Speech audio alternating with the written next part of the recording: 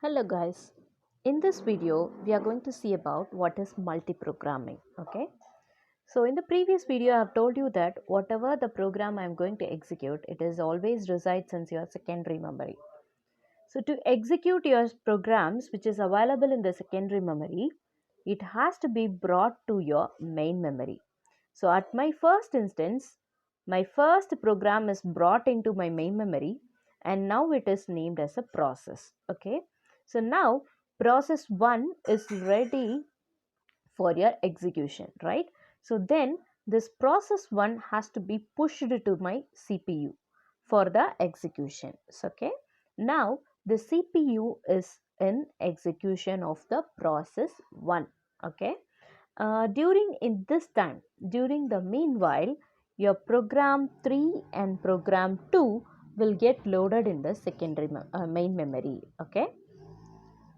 So while process 1 is in execution, your remaining programs will be loaded into the main memory. Okay. So now consider a situation. Okay. What is my situation means? My process 1 is in need of IO operation. Okay. So that is input and output operation. For example, this particular program or process is waiting to receive any value from the keyboard or any value from the input devices. Okay, then it need to be interacted with your input devices. So during this time the CPU will be idle. Okay, so this program process again will be loaded into your main memory and this main memory will goes on interact. Sorry.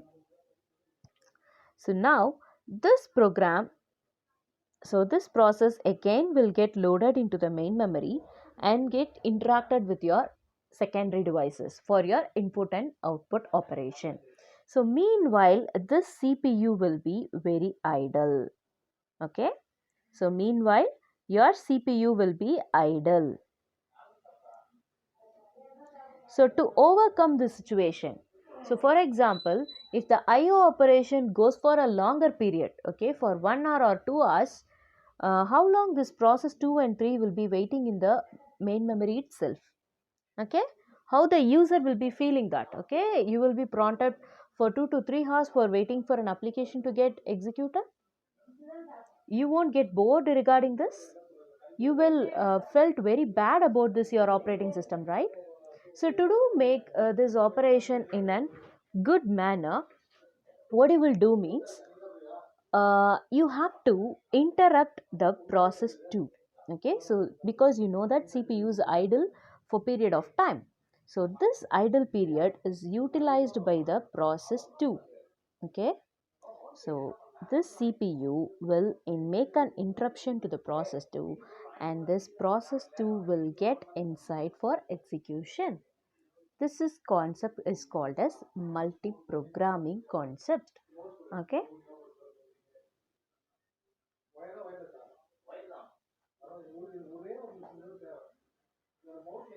So multiprogramming means it keeps on your running process till it completes. Okay, or it voluntarily releases if it is in the situation of your IO operations.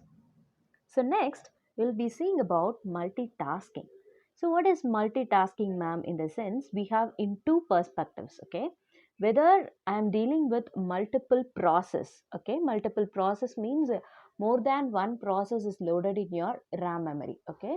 And another way is a single process, but the single process has more number of sub process in it. Okay, if I need to handle the sub process in parallel manner, there it comes the concept of multiple threading. So multiple tasks can be performed in two ways, ma. One is process and another one is threads. Okay, process means more than one process gets on into your RAM memory at parallel execution. Okay, second one is threads.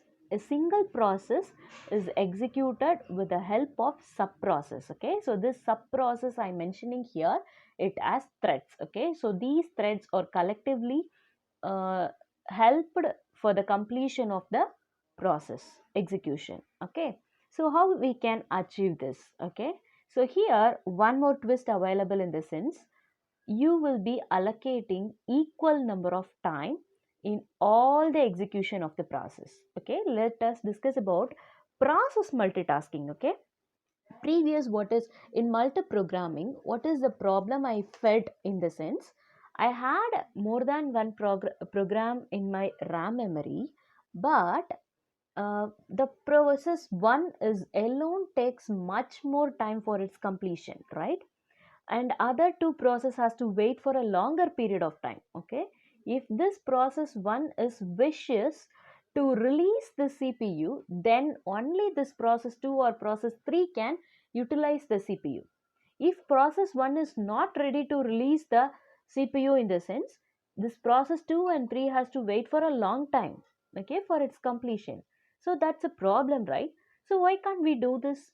Why can't we give equal priority to the programs which have been loaded in the RAM? So this concept is called as your multitasking concept. Okay, see here you had a secondary devices, one program is entered into main memory, so now it is processed and process 1 is ready. Now it is start executing in the CPU. Okay, so as I told that each process is allocated with an equal period of time, so that here equal period is represented as quantum period of time. Okay, so depends on the size of the process. For example, if the process 1 needs 1 hour for the completion and process 2 it needs half an hour for the completion, and if the process 3 needs only 15 minutes for its completion, in the sense we have different um, time completion stage, right? So we allocate uh, time quantum for the three process.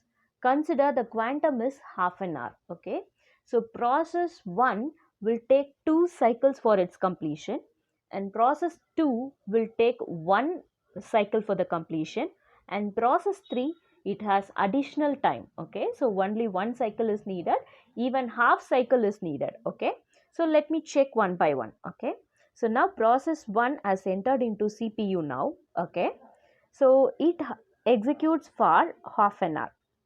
Okay, once if the half an hour is over, this process 1 will loaded again into your main memory and your process 2 will be loaded into the CPU. Okay, so now the process 2 will be loading into the CPU. Now process 2 is in execution. Okay, process 2 is in execution. It again executes for half an hour. Okay, so now here one more half an hour has been consumed. Okay, once this half an hour has been over, again it pushes the third process into the CPU. Okay, so this pre2 again loaded into your main memory and it saves the process execution. Okay, so process 3 now entered into your CPU. Okay, so the duration of this process 3 is only 15 minutes. Okay, so 1 by 4, so it executes for that period of time and its completion, its stages, it's get completed, right?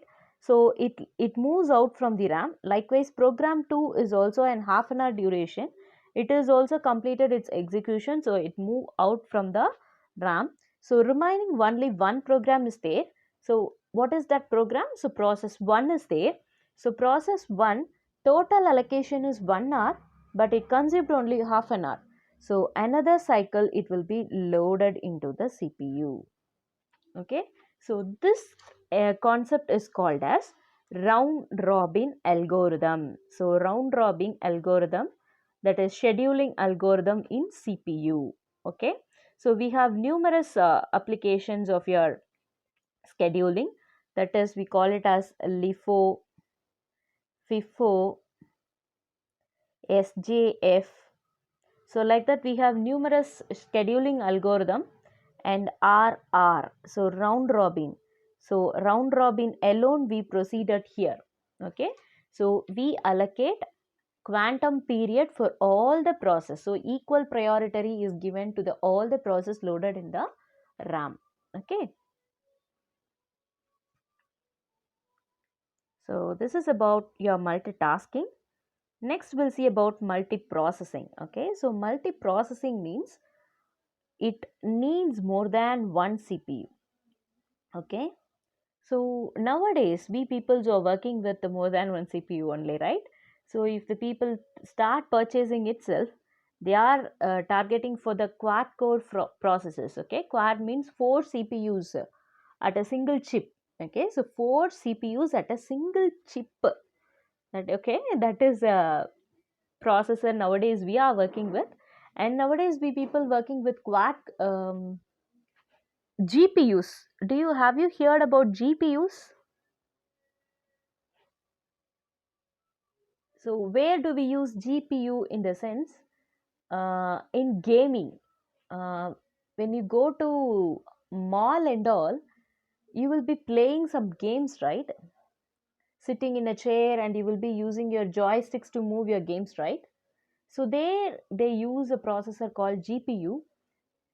It contains 16 CPUs in it. Okay, so that is GPU. So GPU is most probably nowadays they work with machine learning and deep learnings, and always they works with gaming applications. So it sounds good for more graphical applications. Okay. So multiprocessing means more than one CPU is available there. So you can load more number of process at your RAM. So RAM can allocate each process to the each CPUs. See, first it has brought into my main memory, and then your main memory is trying to load each process into each CPUs. So depends on your CPU utilization, it will allocate it. So that's it about your multiprocessing. And next comes the hero of your multi-threading.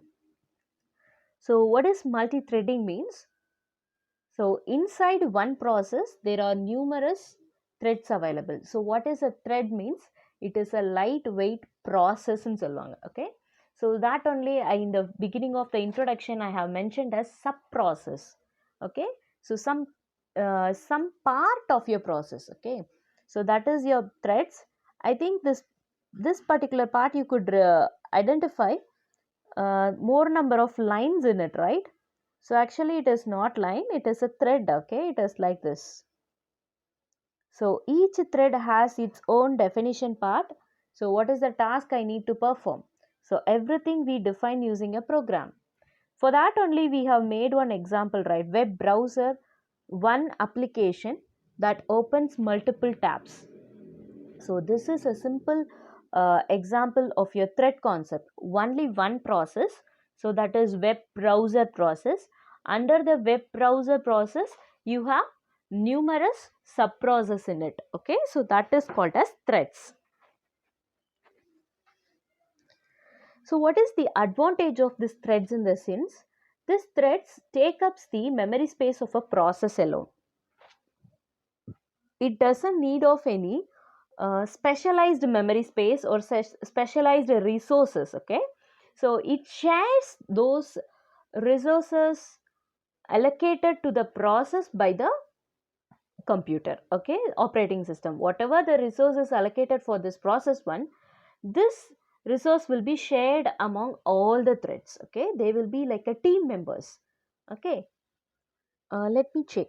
So program is loaded into main memory and process is there. If the process contains threads in it, so threads shares the common resources, memory and CPU.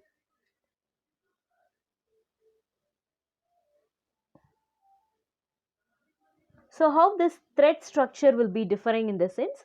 It is same as like your process structure, but I told you no, a single process can have any number of threads. Okay, so and stack, I told you that stack is a memory space where you can track your function calls. Okay, method calls. So this is one kind of a registry where which method calls which method initiates a call to another method. So this is a tracking, right? So here we have numerous threads in it, right?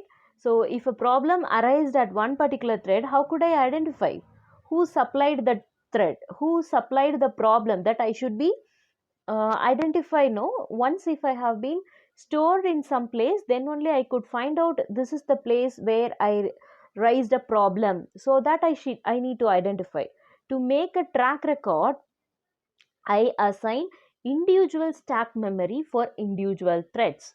So consider if I have 6 threads in my program, so 6 stack memories will be created. So all others will be shared by the threads. So global, codes, heap, PCB, everything is shared by the thread except your stack memory. Okay. So now, okay. Thank you.